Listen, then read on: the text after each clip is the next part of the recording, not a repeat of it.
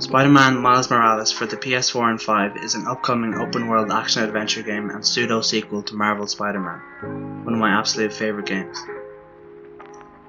Miles Morales is of course being developed by the boys over at Insomniac Games.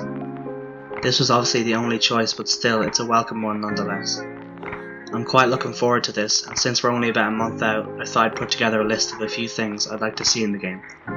With that being said, let's jump into it.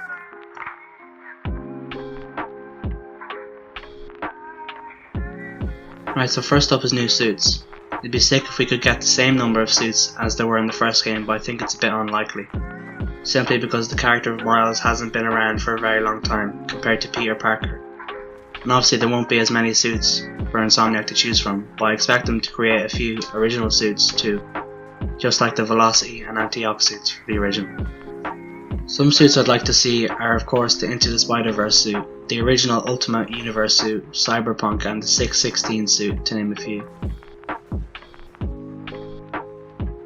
Next is new abilities and gadgets, which I suppose is a given, but I thought I'd mention it anyway. I'm interested to see how Miles' unique powers are implemented into the combat and overall gameplay.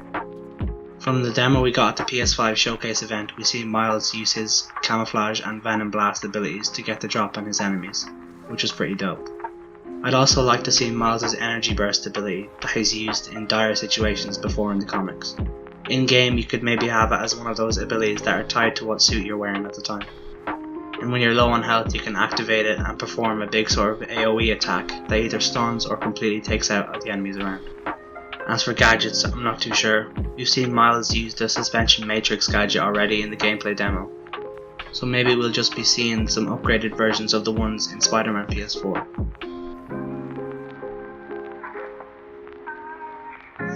Another thing I'd like to see is an improved open world with better and more diverse side quests and random crimes. A bit more detail put into these would be great. Like for example, if you had a bank robbery in progress, you could go in and they've got hostages, so you have to take out all the enemies stealthily, maybe make use of Miles' hacking abilities even. Something I think would be nice is if we got specific small but developed characters in some of the random crime encounters. You could have like a little bank robbery questline with a couple of recurring characters throughout to give a sense of worth and not just something you do for a couple of crime tokens. You could do this for other types of crimes too. Maybe there's a carjacking operation going on, or even a murder mystery type thing. Also, I'm a big fan of actually seeing superheroes saving people. So if we could get some more random encounters with trapped civilians and that, it'd be nice. And lastly, and most importantly, to me at least, I want to see a clear difference between Miles and Peter, between this game and the last one. While both Spider-Men, Miles and Peter are pretty different. They move different, talk different, fight different, and think different. Other than narratively speaking, the best way to show this is in the web swinging and combat. While Peter is a veteran, Miles is very new to all this.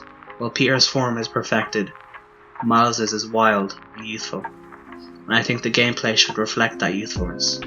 In the little bit of web swinging we see in the reveal trailer, I think you can tell Insomniac have put thought into this very aspect, which I'm really glad to see. Alright, well I reckon it's time I dipped. Can't wait to jump into Miles Morales when it drops next month. Expect some form of content on the game in the future. Let me know what you're hoping to see down in the comments, drop a like and subscribe if you like. I'll see you next time lads. Peace.